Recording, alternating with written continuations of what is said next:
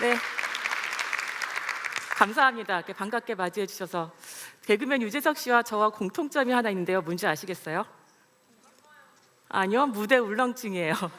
굉장히 많이 긴장이 됩니다. 다시 한번 인사드리겠습니다. 저는 청소년과 함께 꿈꾸는 탁틴 네일에서 일하고 있는 이현숙입니다. 반갑습니다. 안녕하세요.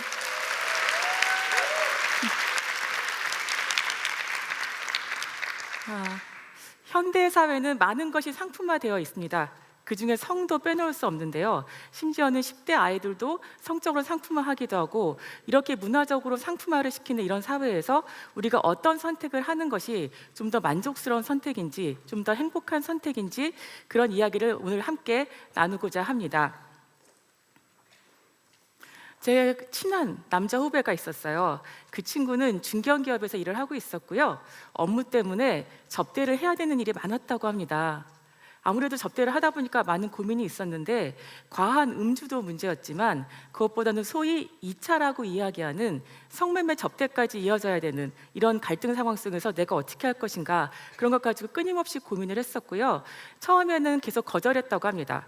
거절하면은 사람들은 그 후배를 어떤 그 이상한 사람 취급하기도 하고 왕따를 시키기도 하고, 또 그것도 문제였지만 더 문제는 클라이언트들과 유대감을 형성하지 못하다 보니까 결과적으로는 그 성과가 나빠지는 이런 결과를 낳았다고 해요.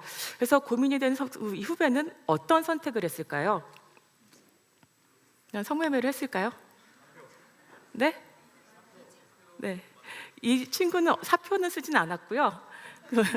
그냥 선택했던 방법은 자기 나름대로는 최선의 방법이었다고 하는데, 그 클라이언트와 성매매 하는 척 하는 것이었대요. 예. 그래서 2차까지 가서 거기서 만난 여성과 이런저런 이야기를 나누면서 시간을 때우다가 나왔던 이런 기억이 있었다고 하고요. 말씀하신 것처럼 결과적으로 그 친구는 사표를 냈어요. 사표를 냈고요. 지금은 그런 접대를 하지 않아도 되는 새로운 직장에서 행복하게 일을 하고 있습니다. 예, 이 질문 같이 써셔야 되겠죠? 감사합니다. 제 후배와 같은 고민을 하는 남성들이 대한민국에는 생각보다 많은 것 같습니다. 실제로 우리 사회의 성매매 산업 규모를 보면요, 정확한 통계는 아니지만 약 7조에서 24조 정도를 추산을 하고 있고요. 매년 그 집결지라든지 인터넷이라든지 해외 여행이라든지 아니면 변종업소라든지 이런 여러 가지 방법으로 성매매에 거래되는 여성이 1년에 14만 2,248명 정도가 된다라고 이렇게 보고가 되고 있고요. 성매매가 1년에 거래되는 건수가 몇 건인지 아세요? 무려 4,669건입니다. 9만 건입니다. 우리 그 인구가 5천만이 좀 넘어간다는 생각을 하면은 굉장히 많은 건수가 한 해 발생하고 있는 것이죠. 그리고 또 놀라운 것은요, 성인 남성 10명 중에 4명이 성매매를 경험했다라고 응답했다라는 것입니다. 이건 다른 나라에 비해서 굉장히 높은 비율인데요. 영국이나 뉴질랜드 같은 경우에는 한 7% 정도라고 얘기하고 있고요. 성매매가 합법화되어 있는 독일이나 이런 곳에 비해서도 우리나라가 훨씬 더 많은 성매매 경험률을 가지고 있다는 것을 알 수 있습니다. 이런 통계를 보게 되면 결국 그 제 후배와 같이 성매매를 해야 되는, 혹은 성매매를 해야 되지 않을까, 그런 강요를 받거나 고민을 해야 되는 선택의 순간들에 많이 닥치게 되는 것 같습니다. 그래서 어떤 사람들은 고민하다가 성매매를 선택하기도 하고요. 어떤 사람들은 원래부터 성매매에 대해서 별로 문제의식이 없었기 때문에 쉽게 선택하기도 하고요. 어떤 사람들은 제 후배처럼 그런 방식을 취하기도 하죠. 그래서 끝까지 성매매를 안 하기도 하고, 이런 부분들이 우리의 현실인데요. 그 일반적으로는 그러면 그렇게 성매매를 고민하다가 경험을 하게 되면, 선을 넘게 되면 그 다음부터는 자기 합리화가 시작이 되죠. 남자라면 다 그렇지 뭐, 그렇게 돈 벌기 위해서 몸을 파는 게 여자들이 문제 아니야? 가장 오래된 산업이라고 하던데 법으로 아무리 금지해봤자 없어지지 않을 것 같은데, 뭐 이런저런 이유로 그 성매매에 서 금지하는 것에 반대하기도 합니다. 하지만 이런 성매매가 문제는 인권 유린이 많이 이루어지고 있다는 사실인데요. 4년 전에 포항에서 연쇄 자살한 사건이 있었습니다. 그 연쇄 자살한 여성은 바로 성매매 여성이었어요. 그러니까 성매매 여성들 같은 경우에는 그 업주들이 성매매 여성들이 도망가지 못하게 여러 가지 방법들을 쓰고 있는데 그 중에 가장 많이 쓰는 방법이 빚을 청구하는 것이에요. 근데 예전에는 선불금이라고 해서 그걸 강제로 빚을 만들었는데 그게 이제 법이 만들어지면서 무효가 되다 보니까 최근에는 그 업주들이 주로 쓰는 방법이 성형수술을 하라고 권한다든지 명품 가방을 사라고 한다라든지 아니면 자기가 하는 개에 들라고 한다라든지 이렇게 돈을 쓰게 만들어요. 그래서 그거를 만약에 여성이 거절을 하게 되면 그러면 업주는 손님 방에 이 여성을 넣지 않는 거예요. 그러게 되면 어떻게 되겠어요? 매일매일 이 여성한테 주어진 할당량이 있는데 그걸 채우지 못하면 그건 고스란히 또 자기 빚이 됩니다. 빚이 계속 늘어나는 거죠. 그래서 이 여성들은 어쩔 수 없이 그 업주의 요구를 거절할 수 없어서 성형수술도 하고 명품 가방도 사게 되죠. 근데 돈이 없으니까 그 돈이 어디서 나겠어요? 그걸 또 빚져서 하는 겁니다. 이렇게 빚이 늘어나는데 이 빚이 한 개인의 여성에게 끝나는 것이 아니고요. 그 빚을 질 때마다 동료 여성에게 보증을 쓰도록 하는 거예요. 예. 그래서 한 여성이 정말 이렇게 성매매를 끝낼 수도 없고 그리고 빚은 계속 늘어나고 어떻게 앞이 안 보이니까 결국은 목숨을 끊게 돼요. 어떤 결과가 벌어지겠어요? 그 여성의 빚을 보증을 써줬던 또 다른 여성이 있지 않겠어요? 그러면 그 여성은 자기 빚에 자살한 여성의 빚까지 고스란히 떠안게 되는 거죠. 그래서 결국은 그 여성도 감당하지 못하고 자살을 합니다. 그러면 또다시 그 여성의 보증을 섰던 또 다른 여성이 또 3명의 빚을 자기가 떠안게 되기 때문에 또 자살을 하죠. 이렇게 총 8명의 자살을 합니다. 끔찍하죠. 사실 이런 전후 사정을 잘 모르게 되면은 겉으로 볼 때는 성매매 여성들은 좀 문제가 있는 것 같아. 허영심에 불타서 그렇게 명품 가방 사려고 하고 성형수술 하려고 외모에 신경 쓰고 그렇게 사치와 허영심에 들떠 있으니까 손 쉽게 몸을 파는 거 아니야 이렇게 보여지기 쉽지만 그 이면에 들여다보면은 아주 정교한 착취 구조가 존재한다라는 거죠. 그러니까 이런 것뿐만이 아니라 그런 그 화장품 회사라든지 아니면은 또 옷을 입어야 돼 옷이라든지 미용실이라든지 그 여성의 기생에서 여성을 뜯는 그런 구조들이 굉장히 많이 존재하고요. 이런 사람들 입장에서는 이 여성은 사람이 아니라 단지 자기가 돈을 벌게 해주는 돈벌이 수단에 불과하다라는 것이죠. 그래서 이것이 인권의 문제이기도 하고요. 또 어떤 사람들은 성매매 얘기할 때 그러면 자기가 제 발로 가지 않으면 되는 거 아니냐, 처음부터 가지 않았으면 이런 일이 벌어지지 않았을 거 아니야, 이렇게 이야기할 수도 있습니다. 근데 문제는요, 겉으로는 자발적인 선택인 것 같지만 사실은 강요된 선택이 더 많다라는 거예요. 그러니까 성매매 여성들, 성인 여성들을 대상으로 설문조사를 했을 때 언제부터 성매매를 시작했는가라고 이야기를 하면은 청소년기에 시작했다라고 이야기하는 여성이 3분의 2가 넘어요. 예. 그러니까 사실상은 겉으로는 성인인 것 같지만 미성년자들이 성매매에 가장 많이 유인되고 있다라는 것이죠.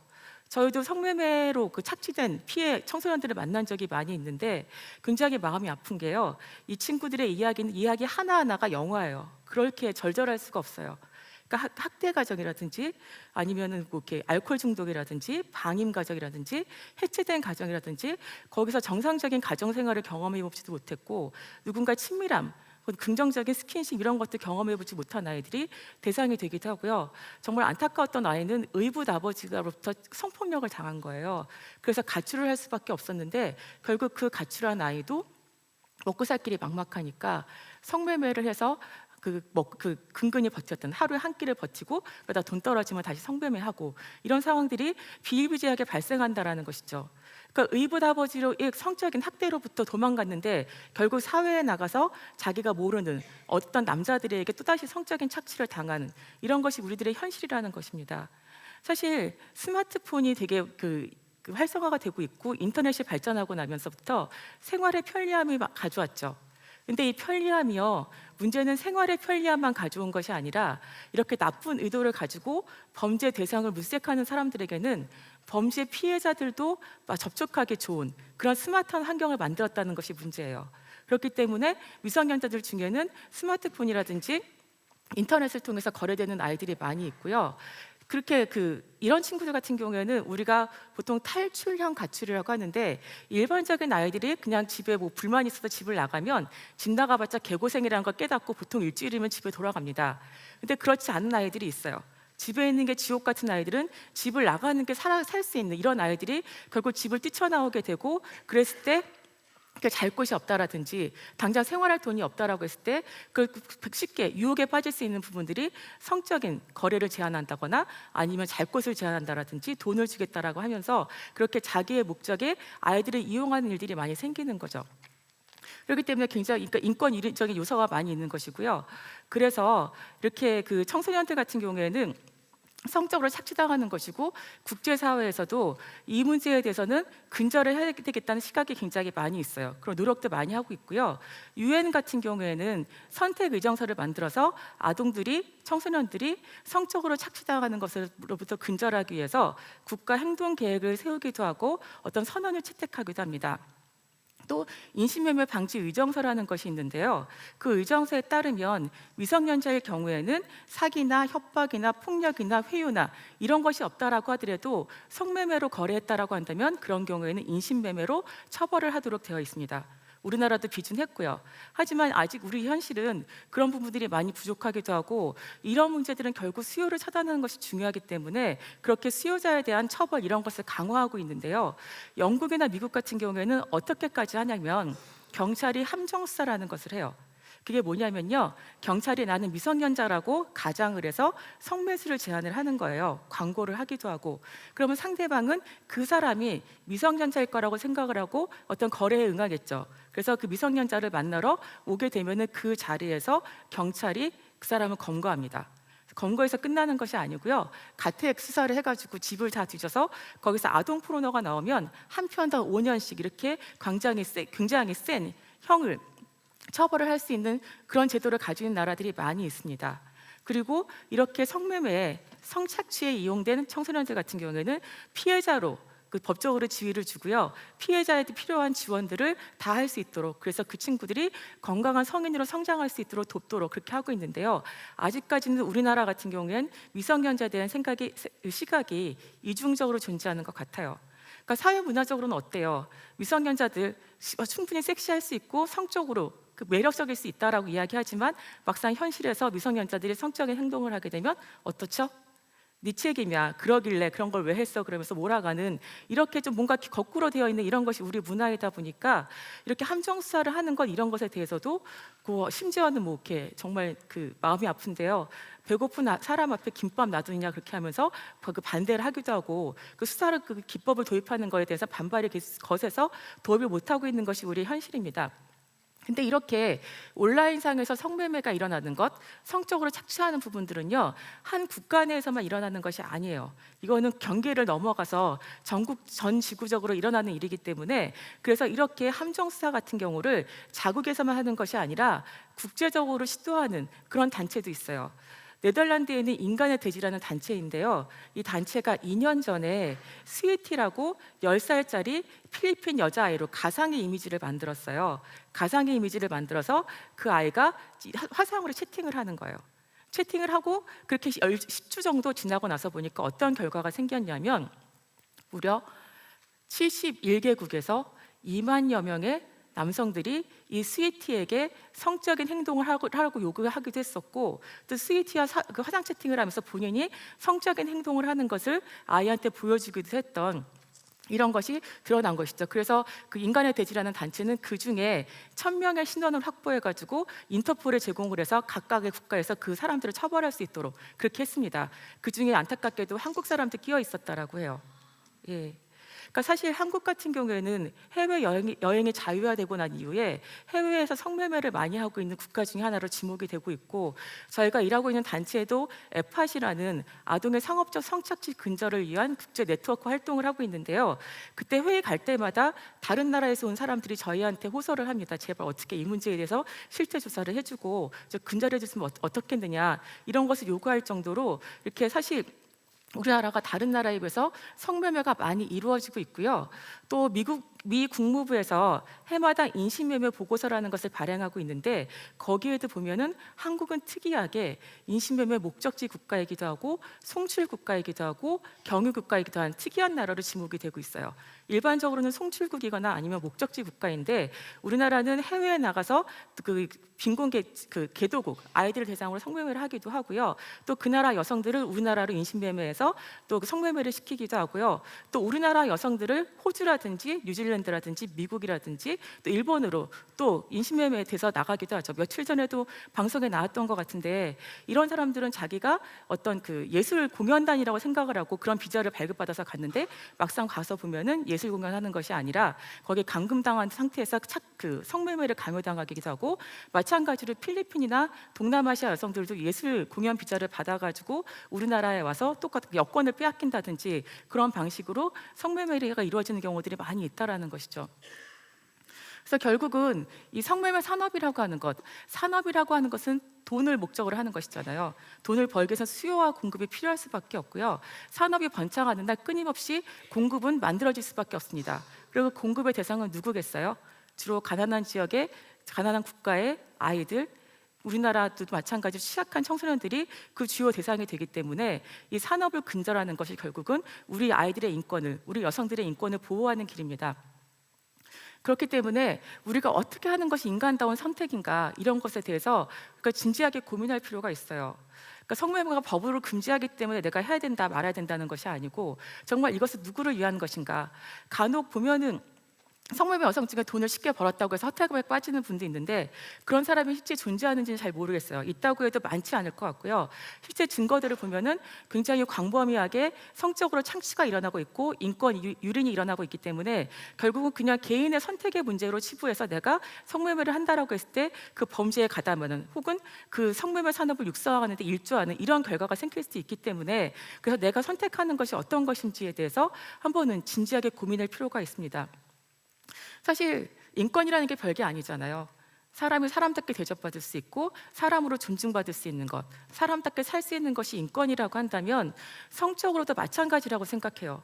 사람답게 존중받을 수 있고 사람스럽게 살 수 있는 이런 것이 성적으로도 이루어진다고 한다면, 성매매는 내가 존중받거나 그런 것이 아니라 내 취약함을 대가로 이용해서 어떤 내가 원하지 않는 행동을 강요하는 것이기 때문에 이것은 분명하게 인권 유린이고요. 그래서 내가 좀 더 넓은 시야를 갖는다면 이것이 나의 선택이 어떻게 하면 우리 인류의, 우리의 미래에 이런 그 인간의 발전에 도움이 될 것인가, 그리고 나의 발전에 도움이 될 것이라고 생각을 한다면 그것이 그냥 개인 간의 선택이 아닌 사회적인 문제를 보면서 그 최선의 선택을 하는 것이 저는 좋다라고 생각을 해요.